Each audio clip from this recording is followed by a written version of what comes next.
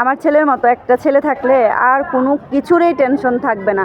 এই যে সে কথা বললে একদম তার মুখের সাথে মুখ মিলায়ে দেখতে হবে, শুনতে হবে, তা না হইলে এই যে দেখছোই তো তোমরা ভিডিও শুরুতে কীভাবে আমার মুখ ধরে একদম কাছে গিয়া সে কথা বলতেছে, মানে মাছ মাছ, সে মাছ দেখছে মাছ মাছ বলতেছে। যাই হোক, সে এইটাও করে নাই, সে কী করছে, মাছ নিয়া মুখের ঠোঁটের সাথে লাগায় মাছরে চুম্মা দিতেছে, সে বারবার চুম্মা দিতেছে সে। যদি ওইটা আমি ভিডিওতে ক্যাপচার করতে পারি নাই, ক্যামেরা অন করতেই সে সাইলেন্ট হয়ে গেছে, মানে ওই কাজ করা বন্ধ করে দিছে। যাই হোক, আজকে মাছ শেষ হয়ে গেছিলো, যার কারণে কিছু মাছ কিনে নিয়ে আসলাম। এখানে তেলাপিয়া মাছ আনলাম কতগুলো, মাছগুলো একটু বড় বড় তাজা পাইছিলাম, মানে মরা মাছ না, জাতা মাছ পাইছিলাম। এখানে রুই মাছ নিয়ে আসছি, এই যে দেখো কি সুন্দর করে, বাহির থেকে কাইটা আনলেই এই সমস্যাটা হয়। যে দেখো কত বড় লেজ রেখে দিছে আমার জন্য, আমি কাটবো। যাই হোক, কিছু বলার নাই, আমি বাহির থেকে কাটায় আনি না সহজে, তারপরেও মাঝে মধ্যে আনতে হয়, কিছু করার থাকে না, অনেক কাজ থাকে, কাজের চাপ থাকে।